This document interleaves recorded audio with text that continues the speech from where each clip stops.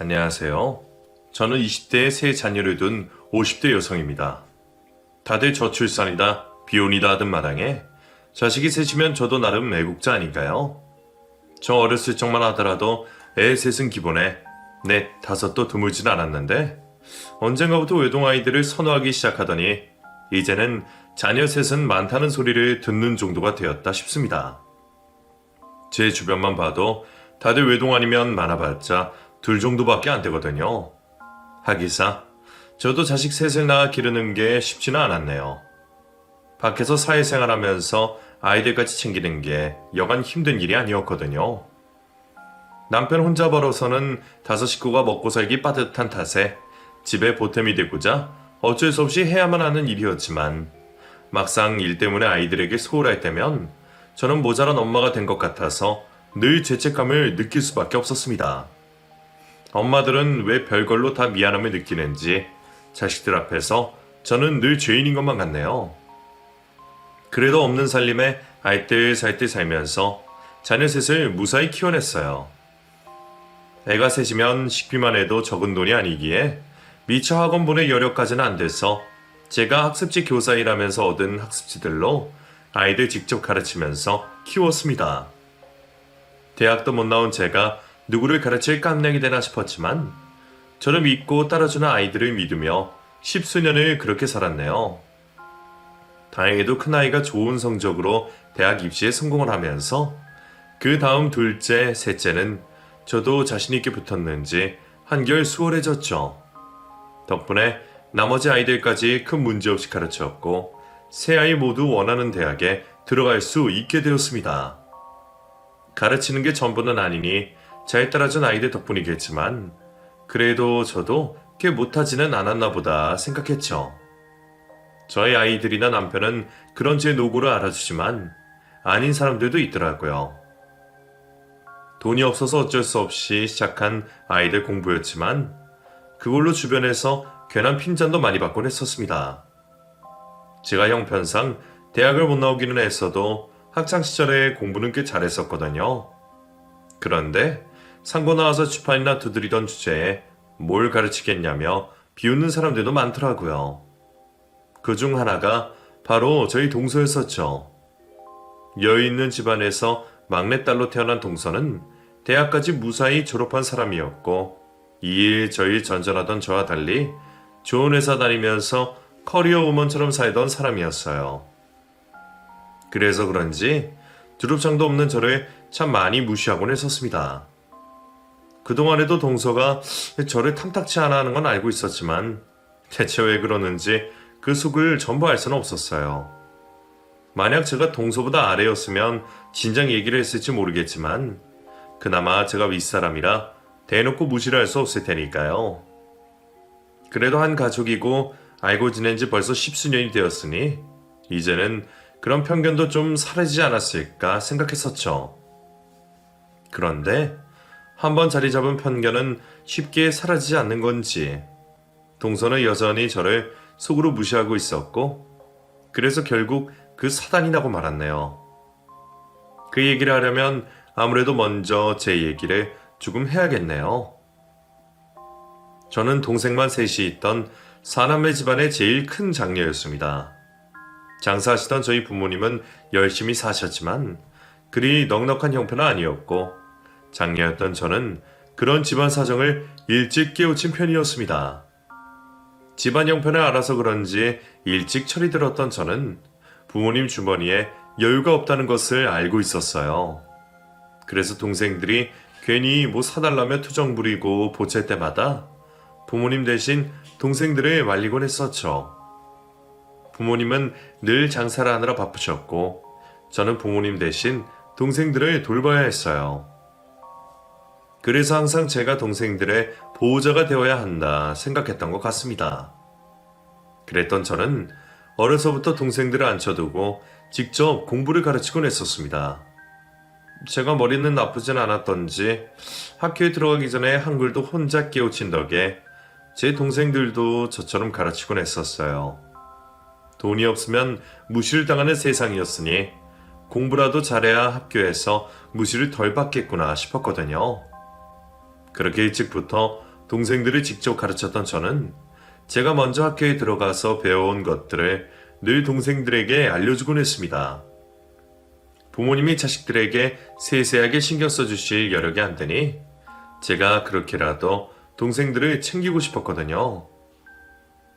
처음에는 놀이처럼 시작한 일이었지만 지나다 보니 그게 다 도움이 되는 일이었어요. 저는 복습이 돼서 좋았고 동생들은 일종의 선행학습을 할 수 있었던 거죠. 게다가 어릴 적 부모님 장사 도와드리면서 주판을 맞췄던 탓인지 수학에 재능이 있던 저는 동생들에게 산수도 직접 가르쳤습니다. 학습지사 형편도 안 되던 그때 제가 직접 달력종이 뒤편에 문제집을 만들어주곤 했었죠. 그리고 그때부터 저도 선생님의 꿈을 꾸게 되었던 것 같아요. 동생들을 가르치거나 친구들에게 공부를 알려줄 때마다 내가 도움이 되었다는 생각에 뿌듯함을 지울 수가 없었거든요. 집에서 동생들 앉혀놓고 가르치는 것만 해도 이렇게 즐거운데 교탁 앞에 서서 수십 명 학생들을 가르치게 되면 얼마나 보람찰까 싶은 생각을 도저히 지울 수가 없었습니다. 그래서 국민학교 시절부터 저의 꿈은 학교 선생님이었죠. 하지만 그 꿈은 한 번도 입 밖으로 꺼낼 수는 없었습니다. 일찍부터 집안 형편을 알고 있던 제가 우리 집 사정에 대학 진학은 무리라는 걸 알고 있었으니까요. 정말 가고 싶으면 빚이라도 내서 가야 하지만 하루빨리 돈벌이를 해서 부모님의 짐을 덜어드려야 하던 장녀에게는 그런 것도 전부 사치이고 이기심이었습니다. 나 하나 저차고 꿈을 따라 쫓는다면 부모님은 물론이고 줄줄이 동생들까지 힘들어질 것을 생각할 수밖에 없었네요. 그나마 내가 돈을 벌기 시작한다면 동생들 학비는 낼 수 있지 않을까 싶은 생각에 저는 제 꿈을 그렇게 접어두게 되었습니다. 혼자 공부했는데도 성적이 그 정도였으니 대학 진학이 어렵지는 않았을 텐데 싶어 아쉬웠지만 그때는 그게 가족들을 위한 선택이라고 생각했어요.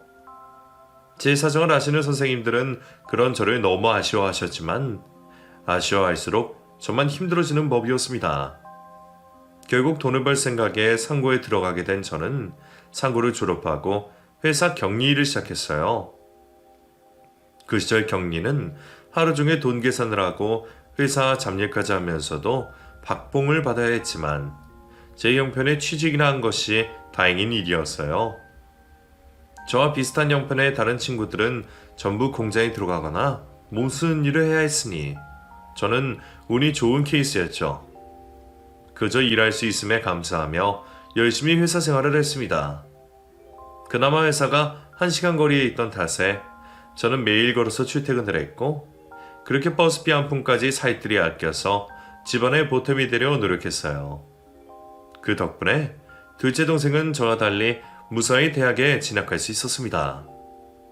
대학 입시를 치르는 동생이 부러웠지만 그때는 딸인 저보다는 아들이었던 남동생이 대학에 들어가는 게 집안을 위해서도 더 나은 선택일 거라 생각했어요.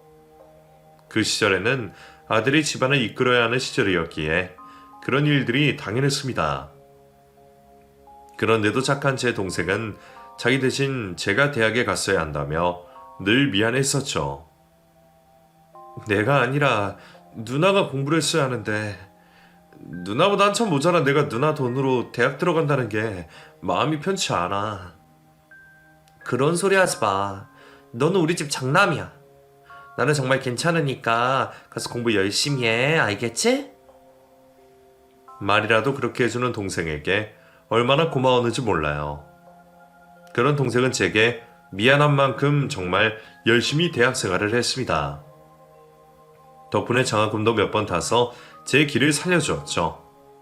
덕분에 밑에 동생들에게도 기회가 주어졌고 저희 사남매 중에 고졸은 저밖에 없게 되었네요. 누군가는 제가 이 생에서 동생들 좋은 일만 시켰다며 미련한 짓이었다고 말할지 모르지만 저는 동생들이나마 학교에 보내게 된 것에 절대 후회가 없었어요. 늘 언니 누나 덕분이었다 말하는 동생들 덕에 저는 제 인생에 자부심을 느낄 수가 있었습니다. 어쩌면 그게 제 인생에는 대학 졸업장보다 더 큰 가치였지 않나 싶네요. 그렇게 동생들 모두 자리를 잡아가면서 저도 짊어지고 있던 무게가 점점 덜어지게 되었습니다. 몇 년 동안은 동생들 뒷바라지 하느라 악착같이 돈을 벌어야 했으니 이제야 겨우 한숨 돌릴 시기가 찾아와 주었어요. 이제는 동생들도 돈을 벌고 여유가 있다 보니 나도 돈을 모아서 시집을 가야겠다 생각했죠. 덕분에 그동안 연애 한번 못했던 저도 그제서야 늦은 봄을 맞을 수 있었습니다. 그리고 그때 지금의 남편을 만나게 되었죠. 어쩌면 남편이 제 첫사랑이겠네요. 거래처 회사에서 일하던 남편에게 제가 첫눈에 반해버렸거든요. 그때까지도 중소기업 격리를 하던 저는 외부 손님이 올 때마다 커피 심부름하는 게 늘 일상이었습니다. 그러다 보면 나를 다방 레이지처럼 생각하고 함부로 하는 사람들도 꽤 많았어요.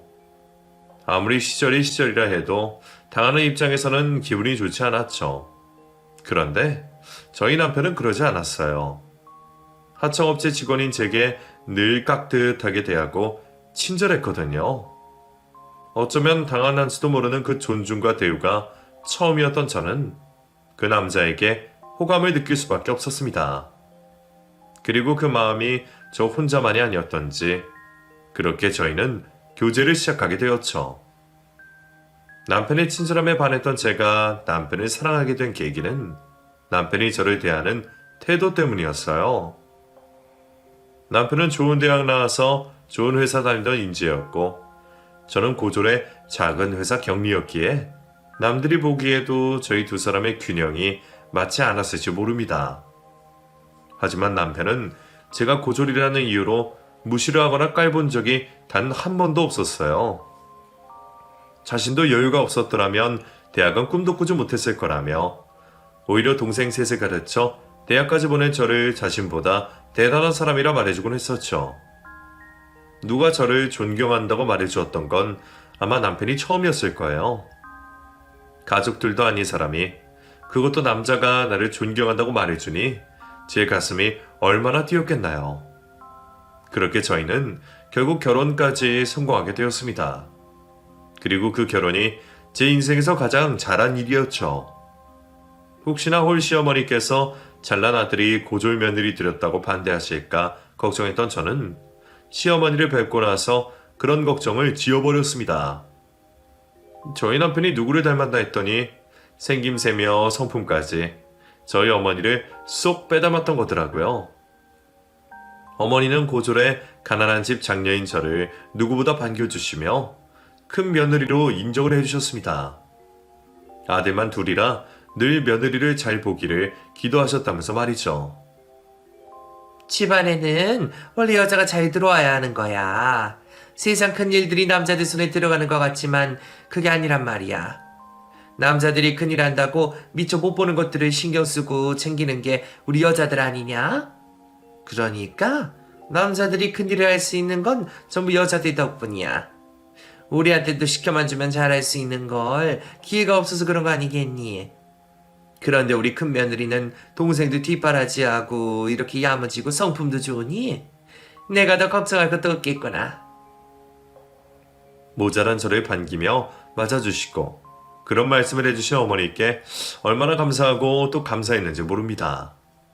덕분에 저는 정말 행복한 결혼 생활을 할 수 있었어요. 집안의 기둥이신 시어머니는 온화하시고 고드셨고 남편은 늘 성실하고 다정한 사람이었습니다. 그리고 남편과 나이 차이가 꽤 있어서 아직 대학생인 시동생 역시 귀엽고 살가운 도련님이었죠. 그런 집에 시집을 가게 된 저는 늘 감사하며 살았습니다.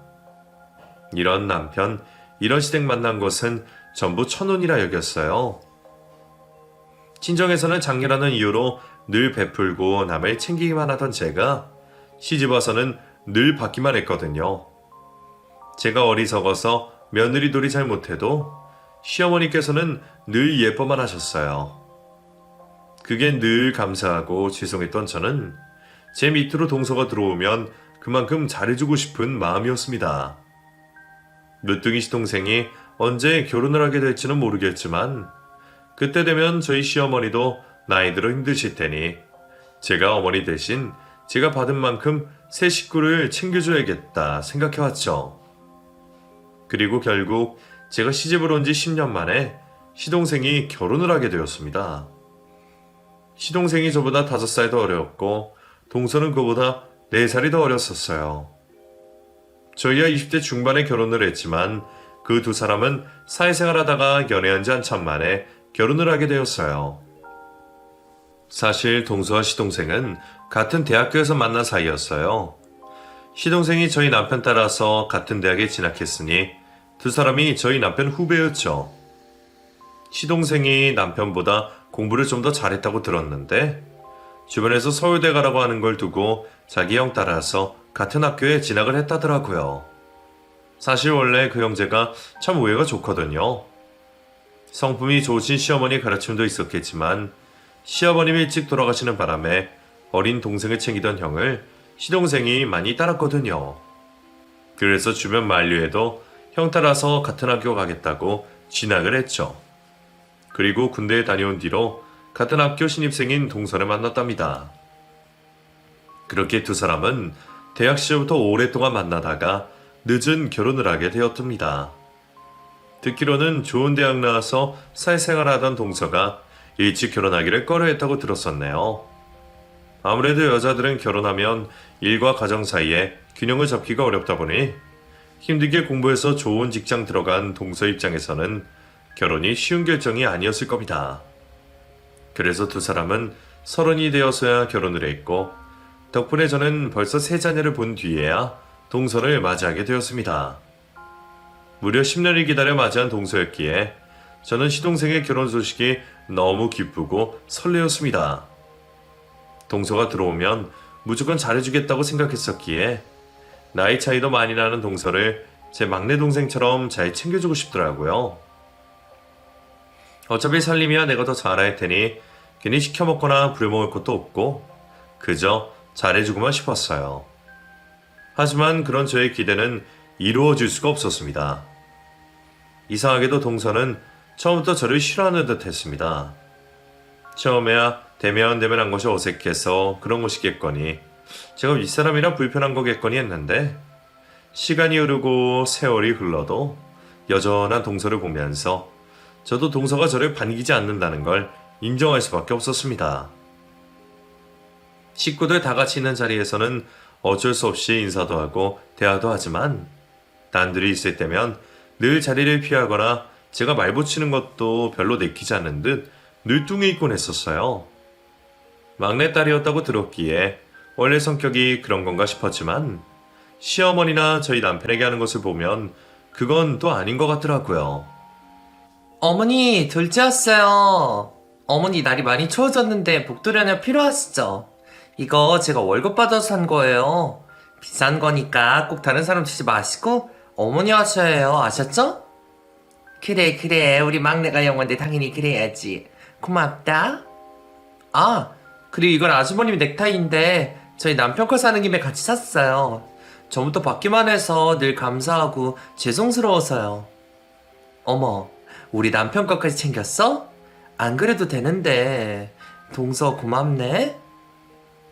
근데 형님 거는 못 샀어요.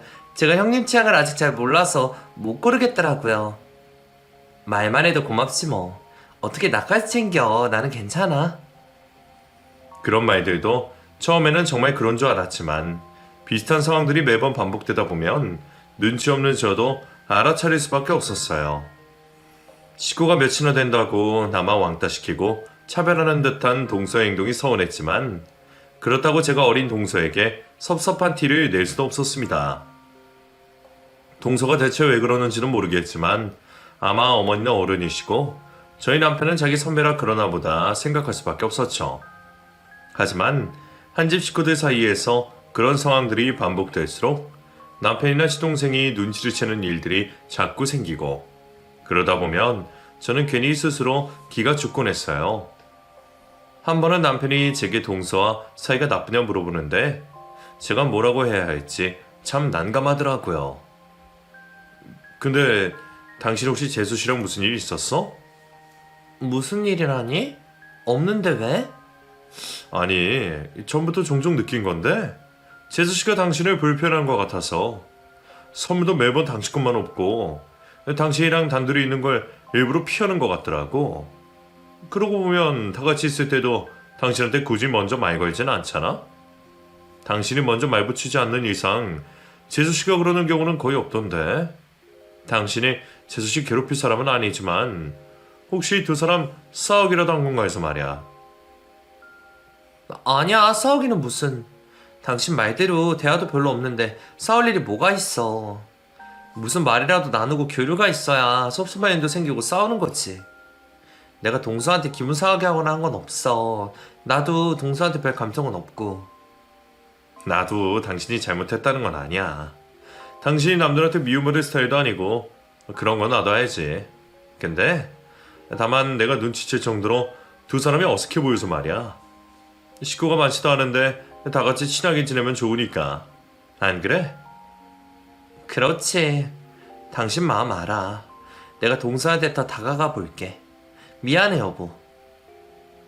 남편도 저를 탓하려고 말을 꺼낸 건 아니었지만 남편의 마음은 저도 10분 이해하는 것이었습니다. 남편이나 시동생이나 둘 사이는 유별날 정도로 가깝고 좋았는데 동서와 제 사이가 서먹한 것은 누가 봐도 이상한 일이었어요. 어머니도 직접 말씀은 안 하시지만 저희가 가까이 지냈으면 하고 바라시는 것 같았죠. 시아버지가 일찍 돌아가신 뒤로 기댈 곳 없던 어머니는 늘 가족이 제일 중요하다고 말씀하곤 하셨습니다. 결국 믿을 곳은 가족밖에 없다고 하셨으니까요. 그러니 어머니는 당신이 돌아가시고 나면 형제들끼리 잘 지내기를 바라셨을 겁니다. 그래서 저도 동서와 좀 더 가까워지고 싶은 마음에 부부끼리 자리를 만들게 되었습니다. 원래 동서가 시집 오기 전까지는 저희 부부의 시동생까지 셋이서 자주 술자리를 갖곤 했었어요. 그러다가 동서가 들어오면서 그런 자리가 뜸해지게 되었죠. 동서가 저를 안 좋아하는 것 같은데 괜히 말을 꺼내면 그게 더 부담일까 싶었거든요. 어쩌면 그래서 가까워질 계기가 없었나 싶었던 저는 어떻게든 가까워질 계기를 만들고자 그런 자리를 만들게 되었습니다. 술이 한 잔 들어가면 분위기도 풀어지고 서로 못했던 얘기도 나눌 수 있을 거라 생각했죠. 하지만 술자리는 제 마음같이 흘러가지 않았어요.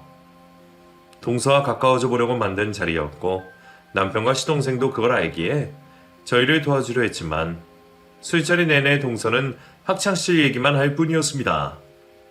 아무래도 같은 대학을 나왔던 세 사람의 공통된 주제였기에 어쩔 수 없는 일이었지만 저는 전혀 모르는 대학 얘기라 끼어들 수가 없더라고요. 불편한 일이 거기서 끝이었으면 좋겠지만 동서는 무슨 의미인지 이런 말을 덧붙이곤 했습니다. 아, 근데 형님은 무슨 말인지 잘 모르시죠? 이게 대학을 나온 사람들끼리만 할 수 있는 얘기라. 제가 자격지심이 있는 건지 동서가 일부러 그러는 건지 몰라도 그날 저는 오랜만에 소외감을 느껴야만 했습니다. 저를 신경 쓰던 남편이 일부러 화제 전환을 해보려고 하는데도 동서는 기어이 다시 학창시절 얘기로 물꼬를 틀더라고요. 덕분에 기대했던 동서와의 대화는 나눌 수가 없었고 그 사이 동서는 적지 않게 취한 듯 보였습니다. 어렵게 만든 자리인데 소득 없이 끝나서 아쉬웠지만 취한 동서와 더 얘기를 할 수도 없어서 어쩔 수 없이 자리를 파야겠다고 생각했죠. 그런데 남자들이 잠시 자리를 비운 사이에 동서가 이런 얘기를 뱉었습니다. 형님은 뭐가 그렇게 잘났어요? 뭐가 그렇게 자신있고 잘나서 그렇게 잘난 체라고 다녀요? 다들 뭐가 그리 대단하다고 칭찬드린지. 형님이 대학을 나오기를 했어 좋은 직장을 다녔어요? 그렇다고 집안이 좋은 것도 아니고 내세울거 없으면서 뭐가 대단하고 무슨 칭찬받을 일이 있는지. 무식한 주제에 아는 척 좀 그만해요. 우리들 얘기하는데 끼어들지도 못하면서. 그리고 학습지 교사가 진짜 교사라고 생각하는 거예요? 진짜 선생도 아니면서 밖에서 선생 소리 듣는다고 좋아하지 말라고요. 애들이 스승의 날이라고 좀 챙겨줬다고 자기가 진짜 선생인 줄 아나 봐. 술기운에 동서가 내뱉은 말에 저는 그제서야 동서가 저를 싫어하는 이유를 조금이나마 짐작할 수 있었습니다. 아무래도 동서는 제가 대학도 못 나온 주제에 같은 대학 출신인 자기들 사이에 끼어 있는 것이 못마땅했던 모양입니다. 그래서 시동생이나 저희 남편이 제 칭찬을 하고 똑똑하다 말하는 게 기분이 상했던 듯 했어요. 자기 형을 존경하던 시동생은 저한테도 늘 깍듯했었어요. 저도 시동생이 대학생이던 시절부터 봐왔기에 제가 시동생을 많이 챙겨주기도 했고, 그래서인지 시동생은 늘 제가 하는 일마다 반대하는 일이 없고 칭찬을 아끼지 않았죠. 그런데 동서는 그런 게 싫었던 모양입니다. 그런 거야 그럴 수 있다고 해도 제가 학습지 교사 일을 하는 건 왜 무시를 하는지 모를 일이었습니다. 결혼하고 아이들을 낳고 기르면서 직장을 관둬했던 저는 아이들이 조금 자란 뒤부터 학습지 교사 일을 하고 있었어요. 동서 말대로 정말 교사도 아니고 자격증이 있어야 하는 일도 아니었지만 저는 제 일에 나름의 자부심을 가지고 열심히 하고 있었습니다. 회사에서 학습지 받아다가 방문하는 아이들에게 설명하는 게 전부인 일이었지만 저한테 배우고 깨우치는 아이들을 보면서 저는 한 번도 대충 일해본 적이 없었어요. 그런 노력 덕분인지 제가 가르치는 아이들 모두 잘 따라주었고 저를 선생님이라고 따르면서 스승의 날에 선물까지 챙겨주더라고요. 아이들이 고사리 손으로 만들었을 카네이션이 너무 감동스러워서 어쩌다가 시댁에서 얘기를 꺼낸 적이 있었어요. 자랑하려는 의도는 아니었지만 동서가 듣기에는 그게 고가웠던 모양입니다. 대졸도 아니고 겨우 학습지 교사하면서 선생 소리 듣는다고 좋아했다는 게 이유였던 모양이에요. 그날 동서의 얘기는 저만 들었고 저는 남편이나 다른 사람들에게 그 얘기를 전하지 않았습니다.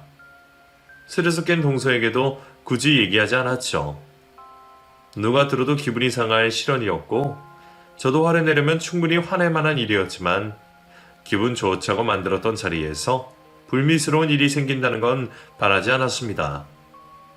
왜 그렇게까지 내가 싫은지 이해는 되지 않았지만 아마 제가 모르는 동서만의 스트레스가 있지 않을까 생각했네요. 결국 그날의 일은 그렇게 넘어가게 되었고 그 후로는 저도 동서와 더 가까워지려고 노력하지 않았어요. 어차피 다른 식구들이 다 같이 있지 않을 때가 아니면 동서와 따로 볼 일도 없었고 저만 조심한다면 동서 얼굴 붉힐 일도 없을 거라 생각했어요. 결국 동서와는 그 후로도 가까워질 수가 없었죠. 그러는 사이 시간이 많이 흘렀습니다. 몇 년 전에는 제게 참 잘해주셨던 시어머니가 돌아가셨고 아이들도 그새 많이 자라서 모두들 대학생활에 직장생활하기 바빴습니다. 저는 자녀 셋을 직접 가르쳐서 무사히 대학까지 보냈고 남편도 몇 년 뒤면 은퇴를 앞두며 안정적인 회사 생활 중에 저는 몇십 년 만에야 한가로운 시간을 가질 수 있었습니다. 비로소 여유가 생겼다 싶었지만 여유가 마냥 좋은 건 아니더라고요. 이제는 학습지 일도 더 이상 하지 못하게 되면서 가르칠 아이들도 없으니 제 인생이 공허해지는 듯 했거든요.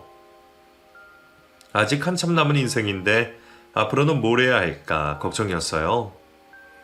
이제 와서 새로운 일을 하려니 기술도 없고 새로운 걸 배우기에는 용기도 없었지만 더 늙기 전에 후회하지 않으려면 뭐든 배워야겠다 싶었습니다. 그래서 저는 50대 나이에 대학에 진학하기로 결심하며 사회복지학과의 늦가기 신입생으로 입학을 결정하게 되었습니다. 입학금을 낼 때까지도 갈팡질팡했던 저였지만 등록금은 자기가 될 테니 걱정 말고 바라던 대학생활 해보라는 남편의 지원에 저는 결국 용기를 낼 수밖에 없었습니다. 그렇게나 가고 싶었던 대학을 30여 년이 지나서 오게 되다니 얼마나 감기무량했던지 몰라요. 친정 식구들과 남편과 아이들 역시 저를 축하해 주었고 그 일을 기념하겠다며 가족 모임까지 주최를 했더라고요. 그 핑계로 또 오랜만에 시동생네와 저희 식구들이 모이도 모이게 되었습니다. 제가 주인공이 되려니 괜히 얼굴이 화끈했지만 좋은 일로 축하받는 그 자리가 저도 싫지 않았습니다. 그렇게 시동생도 시조카도 모두 축하를 건네는데 그날도 유독 동서가 표정이 좋지 않더라고요. 그동안 별일이 없어서 그런지 대면대면에도 잘 지냈다 싶었는데 이번에는 또 무슨 얘기를 하고 싶어서 저러나 싶어 긴장을 할 수밖에 없었습니다. 정말 축하드려요 형수님. 이런 결정 쉽지 않은데 정말 대단하세요. 사람은 늙을 때까지 늘 배워야 한다는데 형수님이야말로 그런 뜻을 실천하는 분이시네요. 형수님은 잘하실 거라 생각합니다. 고마워요, 삼촌. 솔직히 겁도 났는데 그 얘기 들으니까 나도 좀 용기가 나요. 아빠가 등록금 내줬으니 돈 아깝지 않게 잘해야죠. 이러다가 장학금 타는 건 아닌가 몰라? 장학금 무슨. 형님, 어디서 그런 얘기하면 욕먹어요. 애들한테 양보를 하셔야지. 공부도 다 때가 있는 건데 자식벌 애들 공부하는데 끼어서 그러고 싶으세요? 나이 들어서 지책이죠 진짜. 순간 동서의 말에 분위기가 쌓여졌습니다. 누가 봐도 나를 비우는 모습에 저는 얼굴이 빨개질 것 같았어요. 옆에 있던 남편 역시 표정이 좋아 보이지 않았죠. 재수씨, 무슨 말을 그렇게 해? 여보, 왜 화를 내고 그래? 동서도 나 기분 나쁘라고 한 말 아니야. 동서 말도 맞지. 동서야, 내가 걱정돼서 말하는 거지 뭐. 저를 비우는 말에 기분이 상한 남편이 제 대신 동서에게 화를 내려 했지만 저는 남편을 애써 말렸습니다.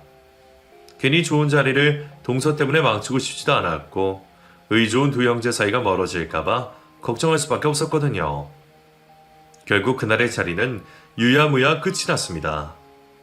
그 후로는 저도 학교 생활하느라 바빴고 서로 이래저래 만나기가 쉽지 않았어요. 그리고 몇 달 만에 시부모님의 제삿날이 되었어야 두 주 식구들이 다시 만나게 되었습니다. 효자인 남편과 시동생은 매번 연차를 쓰면서까지 항상 시부모님 제사를 직접 준비하곤 했었어요. 자기들 부모 제사는 자기들이 챙겨야 한다며 며느리인 저희보다 늘 남편들이 고생이었죠. 그래서 저희는 아침부터 장 봐서 음식하고 상 차리는 것까지 전부 다 같이 모여 하곤 했습니다. 그래서 그날도 시동생과 동서가 조카를 데리고 저희 집으로 와 있었죠. 어른들은 한창 음식 준비를 하고 이제 막 중학생이 된 조카는 저희 아이들 방에 들어가서 공부를 하고 있었습니다. 지우 공부하고 있었어? 열심히 하네. 학원 숙제인데 오늘 학원 안 간 대신에 내일까지 다 해야 돼요. 근데 너무 어려워요. 그래? 큰엄마가 좀 도와줄까? 그 나이대 애들이 다 그렇듯이 어떻게든 학원 한번 빠져보려고 부모님을 따라온 시조카가 밀린 학원 숙제에 쩔쩔매고 있더라고요. 마침 보니 특히나 제가 좋아하는 수학이었기에 저는 시조카의 공부를 잠시 봐주게 되었습니다. 아이 셋을 제 손으로 직접 가르친 제게 중학교 수학은 그리 어려운 수준이 아니었어요. 다행히 내공이 어디 가지는 않았는지 조카는 제 설명에 쉽게 이해를 하는 듯 했습니다. 와, 진짜 이렇게 하니까 되네요? 그럼 결국 이것도 조금 변칙만 있을 뿐이지 아까랑 같은 문제야. 공식만 제대로 외우고 있으면 똑같이 대입하면 되잖아. 그치? 큰엄마가 알려주시니까 이해가 잘 돼요. 저희 학원 선생님보다 잘 가르쳐주시는 것 같아요. 조카를 가르쳐주다 보니 오랜만에 저도 옛날 생각도 나고 제가 조카에게 도움이 되었다니 다행이다 싶었습니다. 그런데 그때 방문이 열리더니 동서가 뛰쳐 들어오더라고요. 그리고는 조카를 가르치던 제 손을 부리치며 막말을 하기 시작했습니다. 형님, 지금 뭐 하는 거예요? 공부하는 애한테 뭐 하는 짓이냐고요? 아니, 지우 수학이 어렵다고 그래서. 엄마, 큰엄마가 나 가르쳐주신 거야. 화내지 마. 지우, 넌 나가 있어. 얼른. 나 참 기가 막혀서. 무식한 주제에 누구한테 뭘 가르쳐요? 대학도 못 나온 고졸 격리 주제에 감히 우리한테 무슨 짓이야. 기초가 얼마나 중요한 건데 뭘 알고 가르친다는 거야? 남의 아이 망칠 생각이야? 에이씨. 제 아이 셋을 직접 가르쳐서 남부럽지 않은 대학에 보낸 제가 자신의 아이를 가르친 것이 못마땅한지 동서는 제게 대뜸 화를 내고 있었습니다. 동서도 저희 아이들이 좋은 학교 들어간 건 알고 있었지만 그게 제 덕분이 아니라 전부 대학 나온 저희 남편 머리를 닮아서였다고 생각하고 있었거든요. 그래서 고졸인 제가 자기 자식을 가르친 게 기분이 나빴나 봅니다. 하지만 이번에도 저는 그냥 넘어갈 수가 없었어요. 내가 정말 조카에게 나쁜 것을 가르친 것도 아니고 조카 스스로도 도움이 되었다고 말하고 있는데 이게 이렇게까지 화낼 일이고 내가 그런 욕을 들어먹어야 하는 일인가 싶더라고요. 하지만 동서에게 갑자기 쌍욕까지 먹고 당황을 한 저는 제대로 화도 내지 못하고 멍하니 있을 수밖에 없었어요. 그런데 그때 시동생이 방문을 열고 들어와 갑자기 동서의 뺨을 내리치는 겁니다. 짝! 그 엄청난 소리에 저희 남편까지 달려오고 말았죠. 뭐야? 당신 지금 나 때렸어? 왜? 왜? 맞을 짓을 해놓고 지금 왜냐는 소리가 나와? 당신 지금 형수님한테 뭐라고 했어? 뭐라고 짓거렸냐고? 내가 저번에도 말 그딴 식으로 하지 말라고 얘기했지? 그동안 당신이 형수님이 얼마나 무시했는지 내가 모를 줄 알았어? 내가 우리 형제 사이 갈려놓지 말라 누누이 말했잖아. 그러나 당신은 대학 나서 뭐 얼마나 잘났게 남을 무시하는데 당신이 뭐라고 사람을 함부로 무시하는데? 시동생은 그동안 많이 참았다며 동서에게 쌓였던 감정을 내뱉었습니다. 알고 보니 전에 모였을 때에도 동서가 저를 무시했던 일로 두 사람이 다퉜었던 모양이었어요. 그때도 시동생이 제게 한 번만 더 그러면 안 참을 거라고 했었나 봅니다. 평소 화 한 번 낼 줄 모른다고 생각했던 시동생이 설마 제 일로 그렇게 화를 낼 줄은 몰랐습니다. 동서 역시 당황했는지 제 앞에서 하던 것과 달리 아무 말도 못하고 있었죠. 기죽은 동서를 보니 이제라도 말려야겠다 싶었던 저는 오히려 동생 옆에서 더 거드는 남편을 보며 당황스러울 수밖에 없었어요. 사실 나도 재수 씨한테 하고 싶은 말 참 많았어. 그동안 이 사람이 매번 자꾸 말려서 그런 거지. 재수 씨, 선 넘은 게 몇 번인 줄 알아? 나도 재수 씨도 다 같은 학교 나왔지만 그걸로 그렇게 배짱 부릴 일 아니잖아. 학교를 공부하러 들어간 거지 대학교 졸업장 자랑하려고 들어간 거야? 재수 씨는 학교에서 그렇게 배웠어? 그런 거면 재수 씨 졸업장 반납하고 다시 배워야겠는데. 세상에서 제일 천박한 게 사람 가지고 가지고 차별하고 비난하는 거예요. 재수 씨 배울 만큼 배웠다면서 그런 취급받고 싶지는 않잖아. 그럼 사람을 존중할 줄 알아야지. 제가 뭘 그렇게 너무했는데요? 왜 다들 형님 편만 들어요? 제가 없는 말 한 건 아니잖아요. 저도 순간 너무 화나서 그랬다고요. 그러게 뭐하러 남의 자식 공부까지 신경 쓰는 건데요. 괜히 이상하게 가르쳤다가 우리 애 잘못 빼면 어떻게 하라고.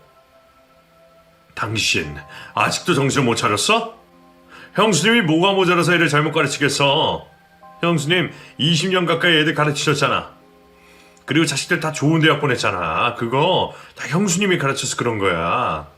그 집 애들 학원 한 번 안 다니고 명문대 간 거 보고도 형수님이시는 모르겠어? 그냥 당신이 편견에 사로잡혀서 모르고 싶은 거 아니고? 동서는 그 와중에도 다들 제 편만 든다며 억울해하고 따졌지만 시동생이 참지 않고 요모조목 따져가며 동서를 타박했습니다. 남편도 그 정도로 화를 냈고 시동생도 그만큼 했으면 되었다 싶어서 저는 남편을 데리고 조용히 방을 빠져나왔습니다. 그리고 놀랐을 조카를 달래러 잠시 나갔다 들어왔죠. 그러는 동안에도 시동생은 아직 할 말이 남았는지 둘이 한참 동안 방에서 나오질 않았어요. 한참 뒤에서야 나온 동서는 제게 깍듯이 사과를 전했습니다. 형님, 제가 실언했어요. 앞으로 다시는 안 그럴 테니 마지막으로 한 번만 용서해 주세요. 정말 반성하겠습니다. 그게 정말 진심인지 시동생 때문에 억지로 뱉은 가식인지는 몰라도 저는 그 이상을 바랄 생각은 없었어요. 그날 제사는 그래도 무사히 치러졌고 동서는 그 후로는 조용한 듯 했습니다. 그날의 일 때문인지는 몰라도 동서의 태도도 전과는 많이 달라졌다 싶었어요. 말끝마다 저를 무시하는 듯한 태도도 사라졌고 제가 학교를 다니는 일로도 비웃는 일이 없었죠. 하지만 그 중에서 가장 놀랐던 건 동서의 부탁이었습니다. 형님, 저 정말 죄송한데요. 바쁘시겠지만 혹시 여유 되시면 저희 지우 수학 좀 가르쳐 주실 수 있으실까요? 지우가 저번에 큰엄마한테 배우고 수학이 예어가 되었다면서 형님한테 수학 과외를 받고 싶다고 그러네요. 사례는 충분히 할 테니까 시간 좀 내주실래요? 전과 다르게 깍듯한 동서의 말투도 놀라웠지만 내가 가르치면 아이 망친다고 난리치던 동서가 자기 아이를 제게 맡기겠다는 게 더없이 놀라운 일이었습니다. 혹시 시동생이 시켰나 싶어서 따로 알아봤지만 그건 아니었는지 오히려 시동생은 모르고 있는 일이었어요. 자식이 바라니까 어쩔 수 없는 건지는 몰라도 동서가 직접 그렇게 부탁을 하니 저도 당연히 들어줄 수밖에 없었죠. 그렇게 저는 시조카의 수학과외를 하게 되었습니다. 저희 아이들 가르칠 때처럼 직접 교재도 만들고 수업 준비도 하고 제 딴에는 괜히 부담이 되어서 더 신경을 많이 쓸 수밖에 없었죠. 그래도 제가 노력한 보람이 있었는지 제가 조카를 가르치고부터 조카의 수학 성적이 부쩍 올라서 정말 다행이었어요. 아이 성적이 올라서 그런지 동서도 더는 제 실력을 무시하지 못했고 1년 뒤에는 스승의 날이라며 저한테 따로 선물까지 챙기더라고요. 형님, 그동안 지우 봐주셔서 감사해요. 제가 그동안 실언했던 건 이제 다 잊어주세요. 제가 너무 철이 없어서 그랬어요. 잘못했어요. 그리고 이건 스승의 날 선물이에요. 형님 학교 다니실 때 가방으로 들고 다니시라고 지우랑 같이 고른 거예요. 마음에 드셨으면 좋겠네요. 그런 동서의 반응에 저는 오히려 무슨 말을 해야 할지 모르겠더라고요. 알달달하기도 하고 기분이 좋기도 하고 아무쪼록 나쁜 일은 아닌 듯합니다. 그 선물이 뭐라고 그 덕에 저도 여태 섭섭했던 마음이 싹 풀리더라고요. 이렇게라도 동서가 마음을 표현한다는 게 감동일 뿐이었죠. 제가 단순한 건지 바보인지 모르겠지만 저는 앞으로도 웬만하면 동서와 잘 지내고 싶은 마음밖에 없습니다. 그래서 더욱더 동서가 진심이기를 바랄 뿐이에요. 이제라도 동서가 정말 철이 들었기를 바라며 저도 앞으로 제 삶을 열심히 살아가겠습니다. 감사합니다.